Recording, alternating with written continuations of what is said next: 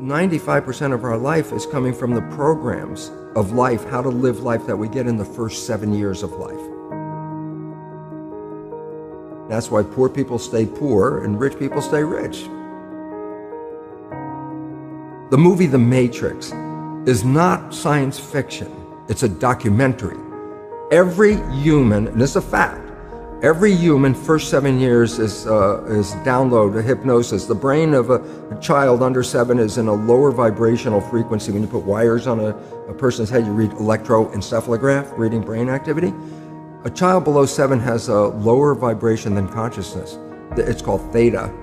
Theta is imagination. Oh, that's how kids play a tea party with mud pies, but to them it's a real thing. A kid rides a broom, it's a horse. That's theta, imagination. Theta is also hypnosis. And the idea is this: before you can become conscious, if you don't have any programs, what are you going to be conscious of? So nature makes the first 7 years. What kind of programs are required to live on this planet? I say, how do you get them? Theta is hypnosis. You just watch. You watch your parents, you watch your siblings, and your community, because you have to learn how many 100,000 rules. Think about it. Just to be a functional member of a family and a functional member of a community, there are rules. Teach an infant these rules. I say, oh, you don't have to.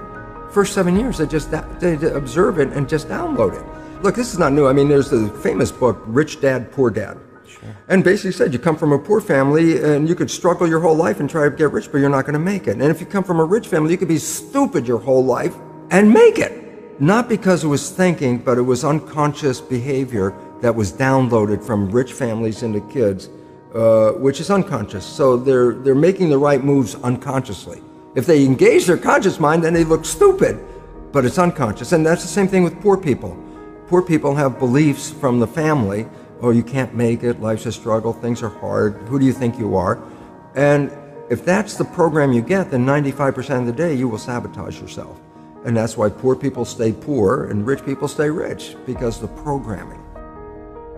95% of our life, this is a fact, comes from those programs in the subconscious. Every day, only about 5% of their life are you using conscious, which is creative. 5%. So your life is being lived, even though you think you're living your life. Exactly, and you don't see it because it's called subconscious, below conscious. And the Jesuits, for 400 years, they were boasting. People didn't understand. They say, give me a child until it's 7 and I will show you the man. They've been saying that for 400 years because they knew 7 years was the program period. And 95% of your life after that will be whatever that program is. So you don't have to try and think about what happened. I just say, look at your life. The things you like that come into your life come in because you have a program that supports them. But anything you struggle with, work hard at, put a lot of effort into making it happen, why you're working so hard, inevitably you have a program that doesn't support that conclusion and you're trying to override the program. So you don't need to do a lot of strength and psychology stuff. You just look at your life and say, where am I struggling? Because wherever you're struggling, inevitably it's a program in your subconscious that does not support that destination you've been looking for. The conscious mind is creative and can learn in any number of ways. Read a self-help book, go to a lecture, listen to this program, and conscious mind's going to get some awareness. And I go, yeah, but subconscious mind doesn't learn that way. I go, right, it doesn't. Subconscious mind learns in 2 fundamental ways naturally. Hypnosis, which is the first 7 years, and after age 7, how do you put new programs in? Repetition, practice. You want to drive a car, you didn't learn how by just getting in the seat and put the key in. You had to practice driving the car. You want to learn the alphabet. How many times did you go from A to Z? Try to go to A to Z before you can complete it. And once you completed it, you didn't have to go back and do it again. So 2 phases. You want to train the subconscious mind, hypnosis, repetition. I like the last one because there's a new phrase that's bandied about called fake it till you make it. Meaning, if you're not a happy person, I say, you want to be a happy person? Then repeat all the time, I'm happy, I'm happy. I say, well, you don't look happy or anything. I say, no, who am I talking to? By repetition, I'm talking to subconscious.